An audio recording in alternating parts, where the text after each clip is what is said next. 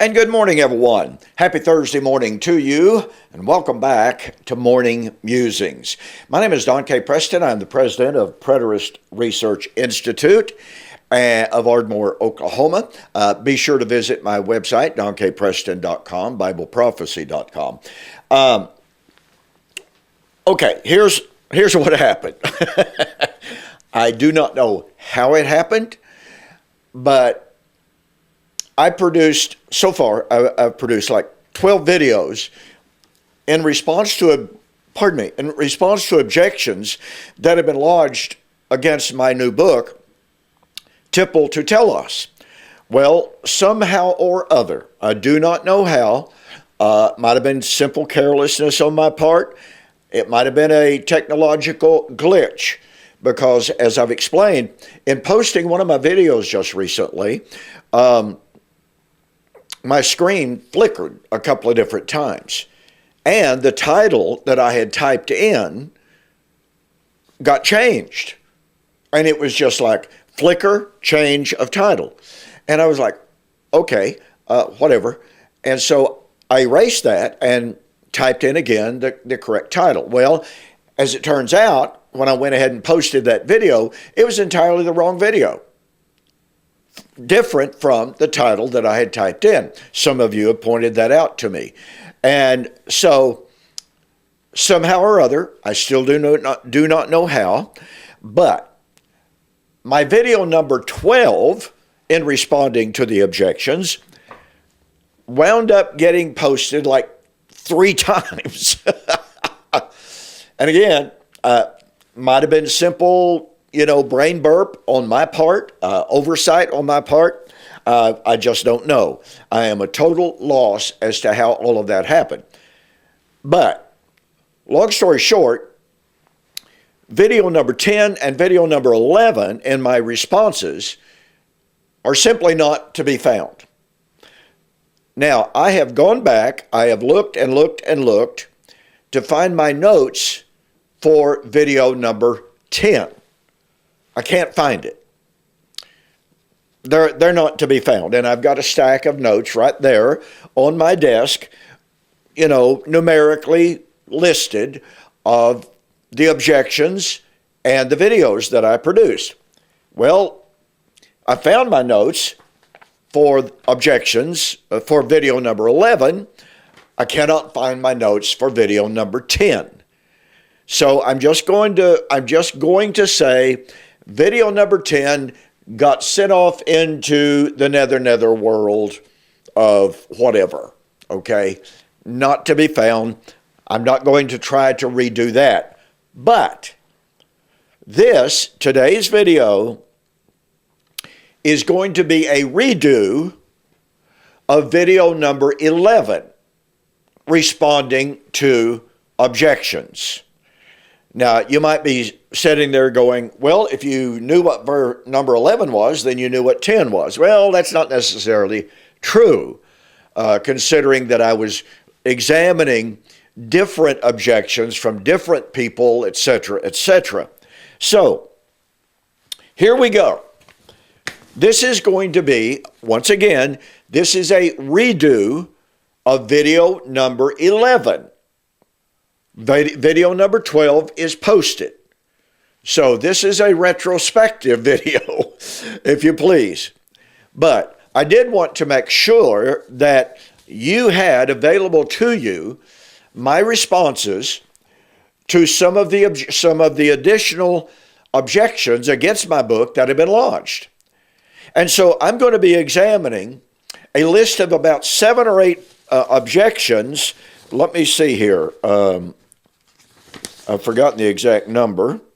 About 7 objections posted by one individual, assuring me and everyone else that unless I could answer these objections, then my entire paradigm falls. Well, that's completely false. Don Preston's theology does not depend on one verse. Now, you know what? In some passages, and in some ways, some verses are that critical. But Matthew chapter 5, 17 and 18 is not absolutely indispensable for my view of eschatology. There are a host of other passages that I have adduced from time to time.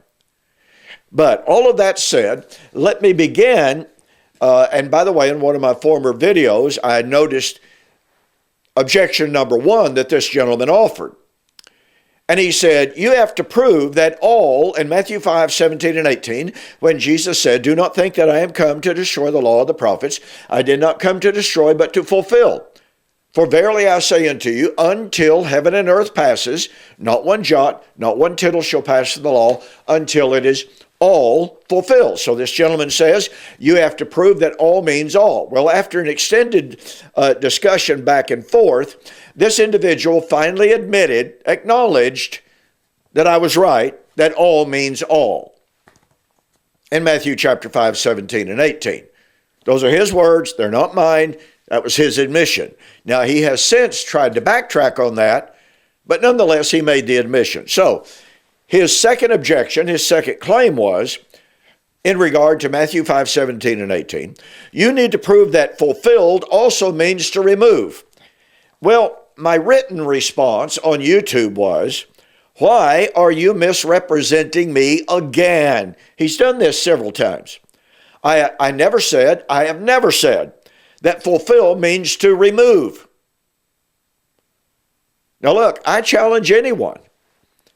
Copy and paste anywhere from my writings, my books, my articles, where I have ever said that fulfill is to be defined as removed. No. The word fulfilled is ginomai, as used in Matthew chapter 5. In other passages, fulfill can be pleroma, to bring to its fullness.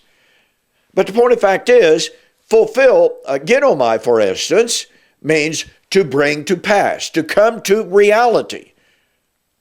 So what I continued was, I explained this in my response to your claims in 1 Corinthians 15. When the law was fulfilled, ginomai, 1 Corinthians 15, 54, that is when the resurrection would take place. Resurrection would be the fulfillment of the law. Resurrection would be the bringing to pass of what the law foretold. Bringing to reality, accomplishing what the law said. Okay.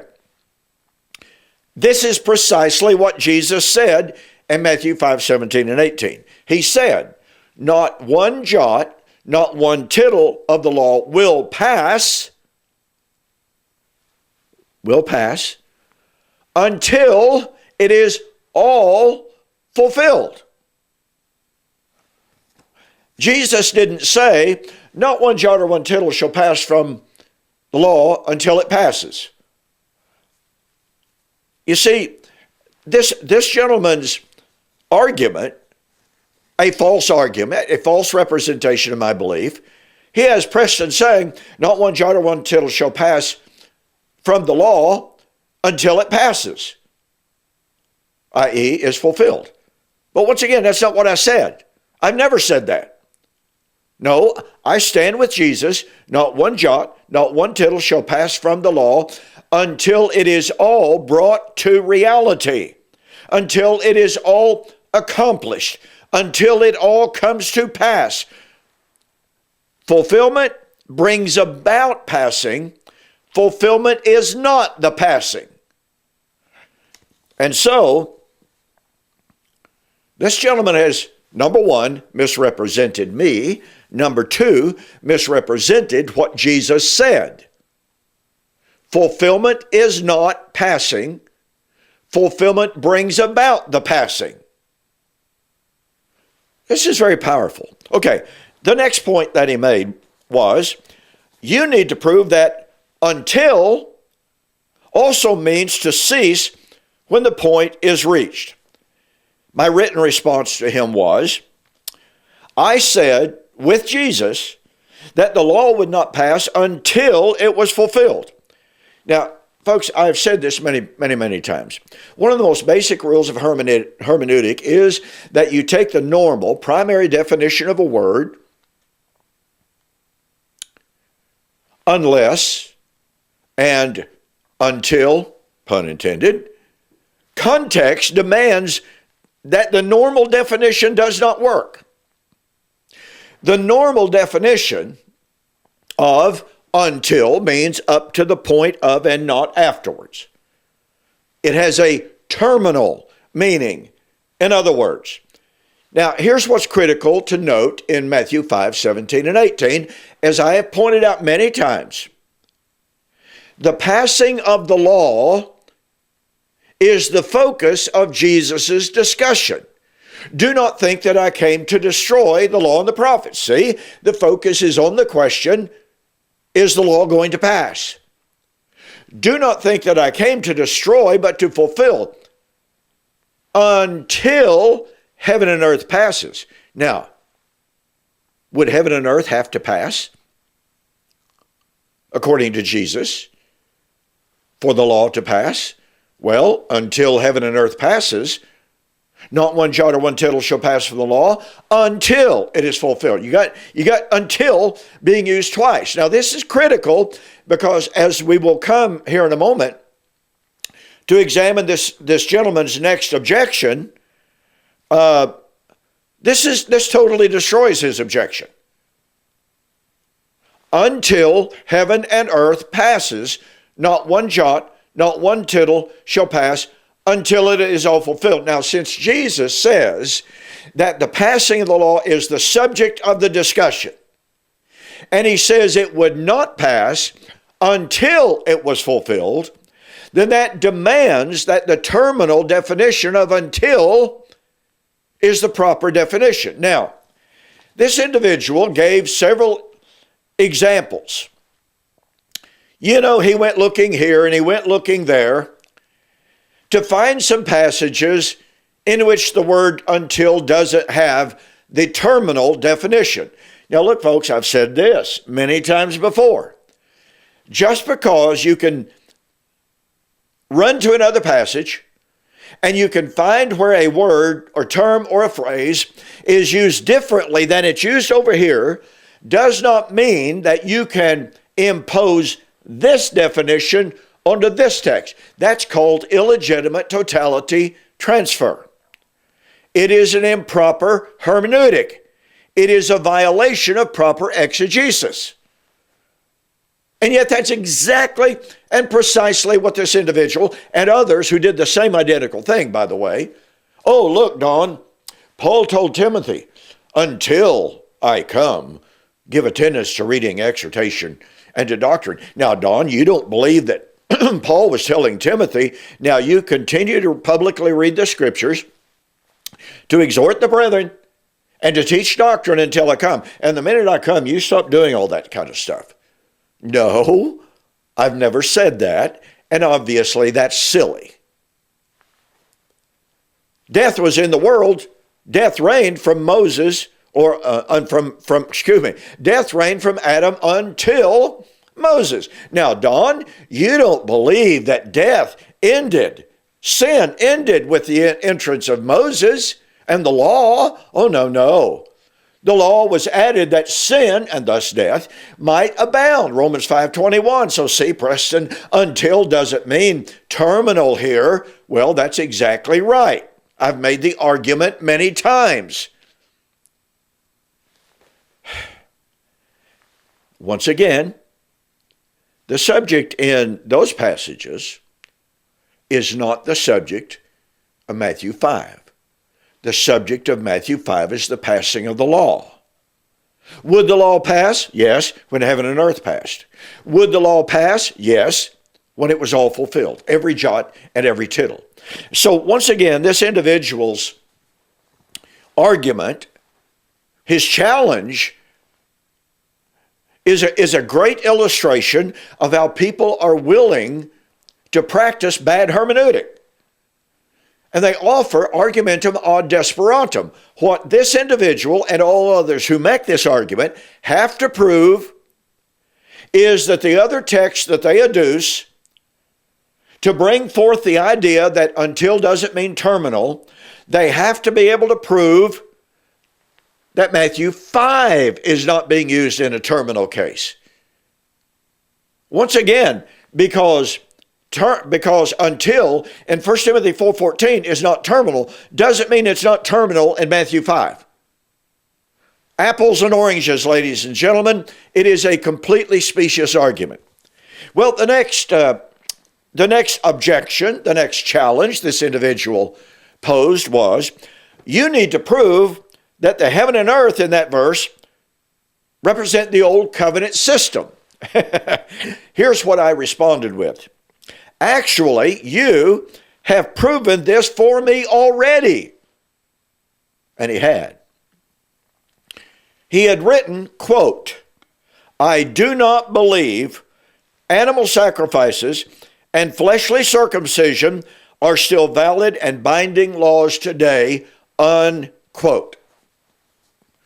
Now, folks, do you catch the power of this? Do you catch the self-contradictory nature of this gentleman's objections? Now, look, let me say this, okay? We're all human beings. We have our own foibles. We approach the text with our own prejudices, with our own traditions, with our own blinders on, that is to say, with our own colored glasses on. And we very often find it difficult to see our own self-contradictions. Now, here's a gentleman who is saying, heaven and earth. Preston, you got to prove heaven and earth there refers to the old covenant system. Glad to do that. Okay? I gladly accept the challenge. And oh, by the way, let me point this out. Many scholars, Fletcher Lewis among them, a very noted modern scholar, has done an extensive study of the use of heaven and earth in Matthew.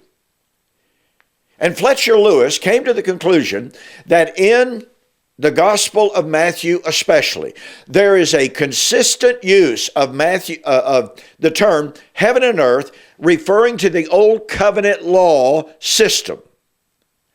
You know, Jerusalem, the temple, the law, etc. Now, Fletcher Lewis is not by any means a preterist. But in this academic examination of the term heaven and earth, he came to the same conclusion that preterists have been espousing. Just an interesting point in passing. So, once again, this individual says, you have to prove that heaven and earth in Matthew 5:17 and 18 is a reference to the old covenant system. I responded, actually, you have proven this for me already. You stated, and I copied and I pasted his own words, which he had given in response to my question. Do you believe that the animal sacrifices of the law of Moses are still valid? Do you believe that physical circumcision is still a mandate from God today? His answer was, quote, I do not believe animal sacrifices and fleshly circumcision are still valid and binding laws today. Okay, here's what I wrote in response.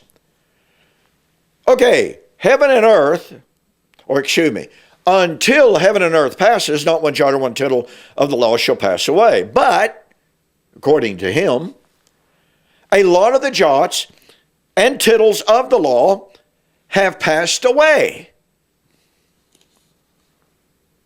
Animal sacrifices, feast days, physical circumcision.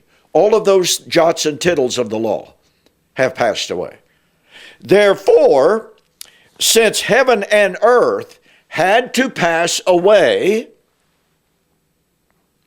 for even one jot and one tittle of the law to pass, that demands that heaven and earth have passed away. Listen, folks, you cannot argue, okay? You cannot argue, point number one, that heaven and earth in Matthew 5:17 and 18 refers to literal physical heaven and earth without demanding that the entirety of the law, not one jot, not one tittle, and the reference is not just to the, quote, moral law, unquote, versus the ceremonial law. Nowhere in Matthew 5 does Jesus say, now look, okay, a whole lot of the jots and the tittles of the law are going to pass away. But That's the ceremonial law that's going to pass. But not one jot or one tittle of the moral law will ever pass away. It's not there, ladies and gentlemen. Now look, somebody might jump up and say, look, Preston, are you saying the moral laws passed away? I'm saying the Decalogue passed away. But does that mean that the moral laws, thou shalt not murder, thou shalt not steal, thou shalt not commit adultery, etc., etc., does that mean that those are no longer binding? No. Because you see, those moral mandates, and by the way, the Sabbath is not a moral mandate. Those moral mandates spring from the heart of God. They existed long before the Decalogue. And somebody says, well, the Sabbath existed before the Decalogue, so did physical circumcision. So are you going to say, oh, got to have physical circumcision? Oh, by the way, and animal sacrifices existed before the Decalogue. Are you going to say animal sacrifices, therefore, must be offered today? You see, the argument that the Sabbath existed prior to the Decalogue holds no water. It has no probative value whatsoever. Okay, to continue here, let me reiterate this argument, folks, because it's extremely, extremely important. This individual says, okay, look, you got to prove, Preston, that heaven and earth does not refer to the physical creation. It refers to the law of Moses. Okay, that's fine. Jesus said, until heaven and earth passes, not one jot or one tittle shall pass from the law. Virtually everyone, the Sabbatarian does it, the Adventists teach it.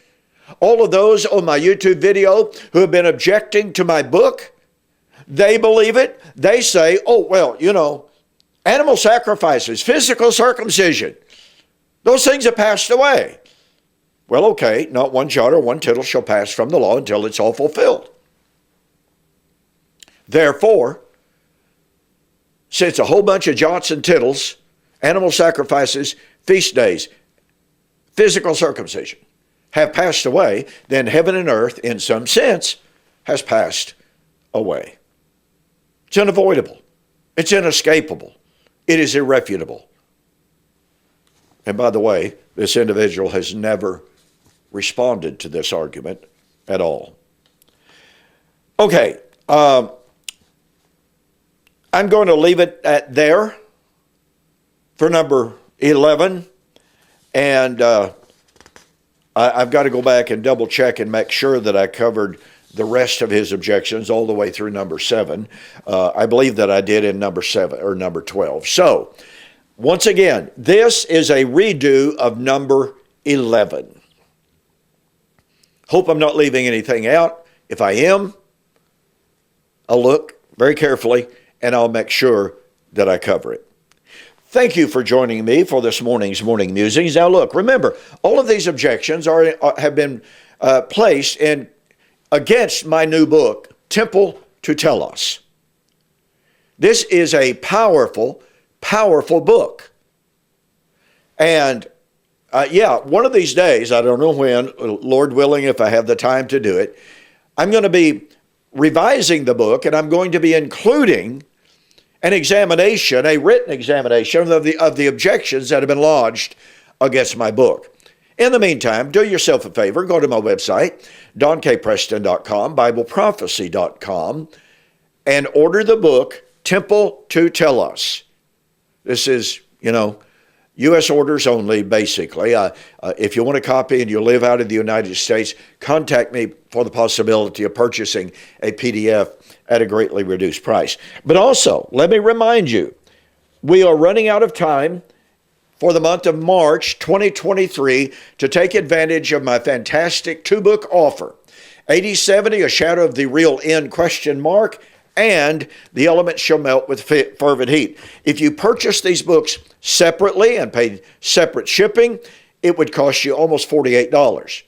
For the month of March 2023 only, U.S. orders only, your total cost $32.50. It's going to save you 15 bucks, ladies and gentlemen. And oh, by the way, once again, thank you so much for the fantastic response to the offer. It kind of caught me flat-footed. I thought I had plenty of stock or inventory in hand.